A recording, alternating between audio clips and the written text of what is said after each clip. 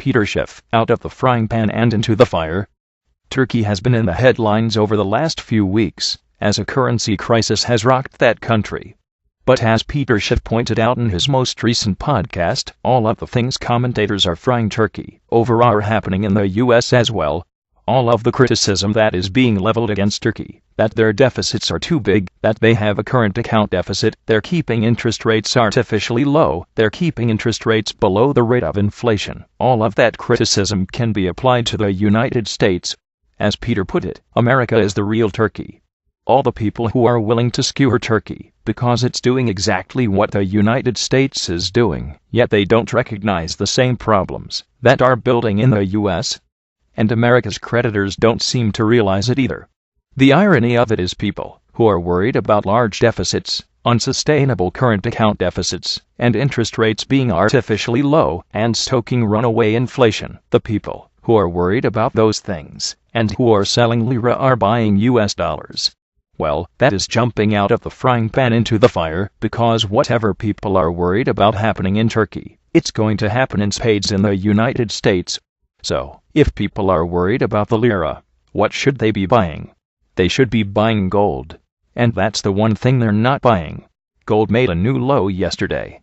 We plunged about $17, $18, back below $1,200 per ounce. Peter said, one of the reasons the gold market is being sold off is that the shorts are pressing their bets. They are being emboldened by the fact that we're in the midst of a crisis in Turkey. That should be good for gold.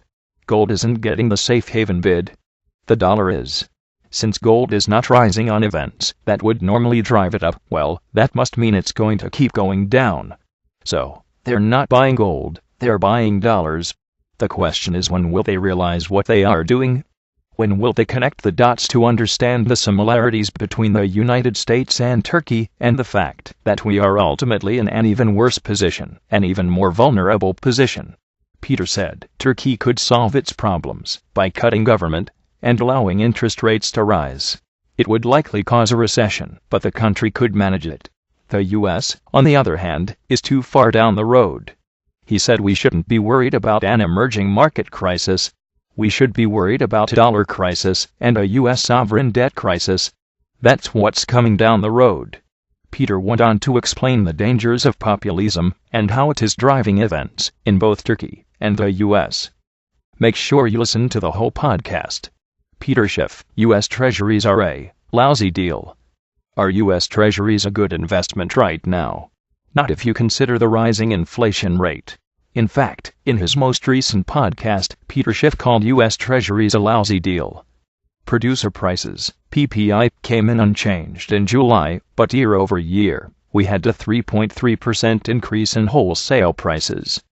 PPI serves as a leading indicator for consumer prices, so you can probably expect the prices you're paying at the store to continue to go up. According to the government, consumer prices are already increasing at a 2.9% annual clip. Peter said, it's just a matter of time before the consumer price index pushes past the 3% threshold. We're almost at 3%.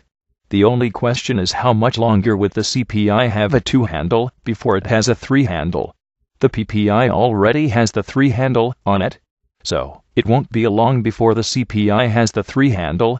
In fact, I think we're going to move from a 3 handle to a 4 handle much quicker than we moved from a 2 handle to a 3 handle. Meanwhile, the dollar remains strong. In the Schiff Gold Friday Gold Wrap last week, Mike Maharrey noted that gold has not gotten the safe haven bump you would expect despite a lot of global turmoil right now, because a lot of the safe haven bid is going into the dollar. It's not only the dollar that's benefiting. The currency turmoil in a number of emerging markets and the budding crisis in Turkey is boosting US Treasuries. Yields on the 10-year have dipped back below 3%, hovering in the 2.85% neighborhood last week. Peter said, a 3% 10-year Treasury is actually a lousy deal when you factor in inflation. If consumer prices are rising at 2.9% per year, and of course, that's just what the government claims. I mean, obviously, if the government is admitting that prices are rising 2.9%, they're obviously rising much more than that. Right? Because the government is lowballing the estimate of CPI. But let's just take it at face value. Let's assume the government is right and consumer prices are rising at just 2.9% per year. Well, if the government is borrowing money and giving you 2.85% per year, what does that mean? It means in real terms, you are losing money because the interest that you're getting doesn't even equal the annual depreciation of the domestic purchasing power of the dollar. So, you loan the government money and you don't get the money back for 10 years, but the little bit of money they give you every year does not even offset the amount of purchasing power you lose. Simply put, the money you get back in 10 years is worth less than the money you loaned the government. And consider this, the CPI isn't fixed, but your coupon is. When you purchase a 10-year treasury, you're locking yourself into that 2.85% interest rate for 10 years. But the inflation rate is not locked in. And if you look at the trajectory, the trend of consumer prices, and you understand what's powering that trend, the rate is likely to continue to rise during the entirety of that 10 years. And so, the real yields are going to get even lower as inflation moves higher, and higher, and higher. On top of that, income from treasuries is taxable. Peter did the math and determined that the real, after-tax yield on a 10-year treasury comes to minus 1.2%. That's not a good deal. Maybe all of the people counting on the dollar and U.S. treasuries as their safe haven instead of gold should rethink that strategy. Peter goes on in the podcast to talk about the growing crisis. He said the real turkey is America. Give it a listen. Peter Schiff talks yield curves, inflation and the looming recession. Last month, we reported that the global yield curve inverted, signaling the possibility of a looming recession. While narrowing to levels not seen since right before the 2008 financial crisis, the yield curve has not inverted in the U.S. In his most recent podcast, Peter Schiff said he doesn't think it's going to happen. He said we may even see a steepening yield curve in the coming months. But this is not because there's not going to be a recession. In general, investors demand a higher rate of return for locking their money up in long-term bonds, and yield curves normally slope upward. The rate of return on a 2-year bond will typically be less than the return on a 10-year bond. During economic expansions, inflation expectations tend to rise. As a result, investors demand even higher yields for long-term bonds. To offset this effect, a sharply upward sloping yield curve generally means investors have optimistic expectations for the future. But during recessions, inflation expectations tend to fall. That puts downward pressure on long-term yields. The difference between long-term and short-term yields flattens and eventually inverts. Yield curve inversions have signaled all 9 recessions since 1955. But Peter doesn't think the curve will invert before the next downturn because the dynamics in the economy are different. In fact, he thinks long-term interest rates will actually rise and the yield curve will steepen as we go into recession. Typically in a recession, or at least the post-war experience in these boom and bust cycles that the central bank has created, normally, they are well further in advance in their tightening cycle at this point in an expansion. Do you know, we are already 30% larger than average, or longer than the average expansion. We're less than a year from this being technically the largest expansion in history. Yet the Fed has only managed to raise interest rates to 2%. Normally at this point, we'd be well north of 5%, and so it's a lot easier to invert the yield curve when you've got short-term yields up above 5%.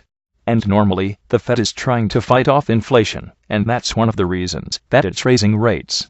And it is the fact that the Fed is making money more expensive, and we're deeper into the cycle, that the long end actually starts to fall, anticipating the recession that is going to result from the tighter monetary policy. And so that's what ends up inverting the yield curve. It's not that the inversion of the yield curve causes the recession. It's just that long rates start to fall as investors start to look beyond the expansion to the next recession, and they start pricing in the next round of rate cuts. As Peter pointed out, the flattening or inversion of the yield curve is merely a signal. You don't have to have an inverted yield curve to have a recession. Peter said, that's how it will play out this time. We will have a recession without an inversion of the yield curve, given how little headway the Fed was able to make in normalizing rates during the expansion. This time we're not going to get an inversion of the yield curve, and in fact, I think the long end is going to be rising because of higher inflation, and because of waning demand for U.S. treasuries in the face of exploding supply, especially when we move into recession. This dovetails with a question we asked earlier this year: who is going to buy all of the U.S. government's debt? The U.S. Treasury Department plans to auction off around $1.4 trillion in treasuries this year. And it won't end there. The department expects that pace of borrowing to continue over the next several years. As Pete pointed out, the deficit is already in the stratosphere even without a recession. I think, as the economy relapses into recession, and the Fed has to go back to quantitative easing, the budget deficits are going to completely explode, and there's not going to be demand globally for those dollars. That would likely mean falling bond prices, and rising yields, i.e., interest rates. Not good news in an economy built on debt. As a result of all this, Peter thinks the long end will rise even as the Fed suppresses short-term rates. So what that means is that this yield curve, rather than inverting, is actually going to get steeper and steeper. Peter said some people might interpret the steepening curve to signal that there isn't going to be a recession. He said that would be a big mistake. Peter also touched on this notion that rising interest rates are good for the dollar and bad for gold. That is not true, especially if you look at the reason that rates are rising. And it's not short-term rates that are rising. It's long-term rates that are rising. And they're rising because of higher inflationary premiums being built into the bond market and because of supply and demand. Too much supply and not enough demand. All of this is bearish for the U.S. economy, which relies on a constant flow of cheap money. So, you make that cheap money less cheap, that is going to undermine the U.S. economy, and more inflation is bad for the dollar by definition, because the dollar is losing purchasing power, and if your currency is losing purchasing power, it is less valuable. You are less likely to hold the currency if it is losing value. And of course, higher inflation is bullish for gold because gold is an inflation hedge.